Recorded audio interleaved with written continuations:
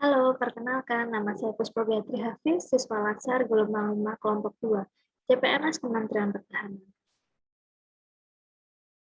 Saya akan membahas tentang komitmen dan mutu. Komitmen yang berisi tentang individu atau kelompok, janji, perbuatan. Mutu adalah standar, kelayakan, ciri, dan sifat.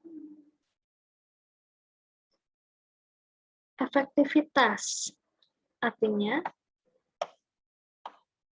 sejauh mana organisasi dapat mencapai tujuan yang ditetapkan atau berhasil mencapai apapun yang coba dikerjakan. Efektivitas organisasi berarti memberikan barang atau jasa yang dihargai oleh pelanggan. Menurut Richard, arti efisien jumlah sumber daya yang digunakan untuk mencapai tujuan organisasi. Efisien organisasi ditentukan oleh beberapa banyak bahan baku, uang, dan manusia yang dibutuhkan untuk menghasilkan jumlah mengeluarkan tertentu. Efisiensi dapat dihitung sebagai jumlah sumber daya yang digunakan untuk menghasilkan barang atau jasa. Nomor 3 adalah inovasi. Inovasi itu cara utama di mana suatu organisasi beradaptasi terhadap perubahan-perubahan di pasar, teknologi, dan persaingan. Dan nomor 4, mutu. Apapun yang menjadi kebutuhan dan keinginan konsumen, nihil cacat, kesempurnaan, dan kesesuaian terhadap persyaratan, kesesuaian terhadap spesifikasi. Menjaga komitmen mutu dengan goals, tujuan, rules, peran, prosedur, relationship, hubungan, leadership, kepemimpinan. Keterkaitan birokrasi. 1. Kasus korupsi. 2. Rutinitas pelayanan yang kurang baik. 3. Ketidakpuasan mutu pelayanan aparatur. Dan 4. Sarana dan prasarana yang di bawah standar, yang terbengkalai.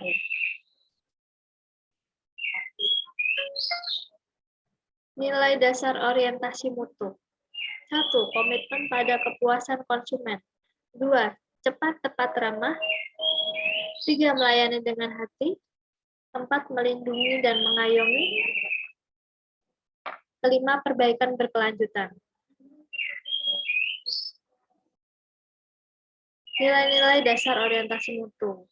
Manajemen mutu terpadu atau total quality management terdiri atas kegiatan perbaikan berkelanjutan yang melibatkan setiap orang dalam organisasi melalui usaha yang terintegrasi secara total untuk meningkatkan kinerja. 5 pilar TQM yang di tengah organisasi. Yang pertama pemimpin, yang kedua komitmen, ketiga proses, kelima hasilnya produk outputnya. Fishbone manajemen mutu. Ini manajemen mutu berbentuk tulang ikan yang kepalanya kinerja bermutu.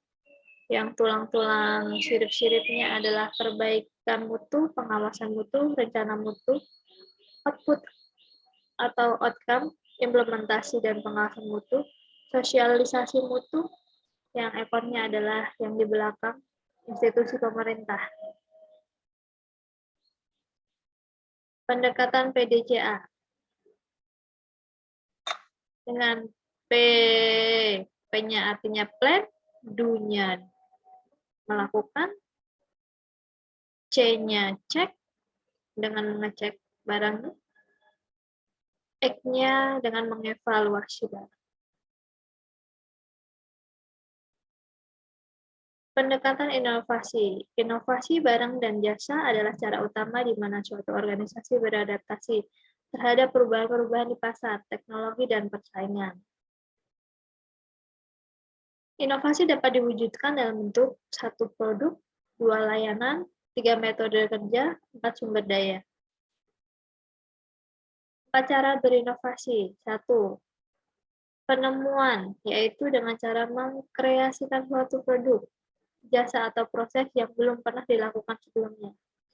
2. Pengembangan, dengan cara mengembangkan produk, jasa atau proses yang sudah ada. 3. Duplikasi, yaitu dengan cara menirukan suatu produk, jasa atau proses yang sudah ada. Duplikasi ini bukan semata-mata meniru, melainkan menambah seutuhnya secara kreatif untuk memperbaiki konsep. 4. Dengan sintesis, yaitu dengan cara perpaduan konsep dan faktor-faktor yang sudah menjadi formulasi baru. Pendekatan inovatif dalam penyelenggaraan pemerintah. Indikatornya 1. Mengidentifikasi tahapan pendekatan inovatif. 2. Mendeskripsikan implementasi pendekatan inovatif dalam penyelenggaraan layanan pemerintah. 3. Menganalisis berbagai upaya untuk meningkatkan produktivitas PNS sebagai aparatur penyelenggara pemerintah. 4. Memberi contoh alternatif solusi untuk meningkatkan produktivitas kinerja aparatur dalam pelayanan pemerintah. Di sini untuk membangun komitmen mutu dalam penyelenggaraan pemerintah yang diperlukan 1. Landasan komitmen mutu. 2. Komitmen mutu dalam pelayanan yang tepat kerja.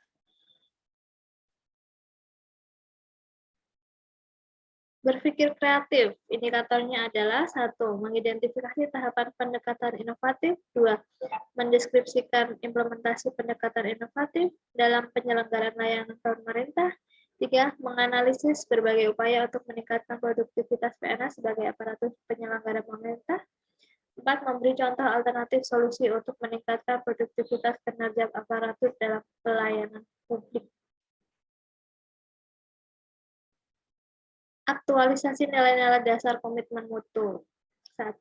Orientasi kepada peraturan. 2. Cara kerja ABS, rutinitas, dan asal-asalan. 3. Sikap pasif. 4. Cara kerja individualis dan egosentris, atau bekerja sendiri-sendiri dan berorientasi melayani pimpinan. Menjadi 1. Orientasi kepada publik. 2. Orientasi kepada mutu, bekerja secara baik dan benar. 3. Sikap yang dinamis, proaktif, dan inovatif. 4. Cara kerja tim atau kolektif sebagai satu kesatuan proses untuk melayani masyarakat. Demikian learning journal hari ini. Dadah.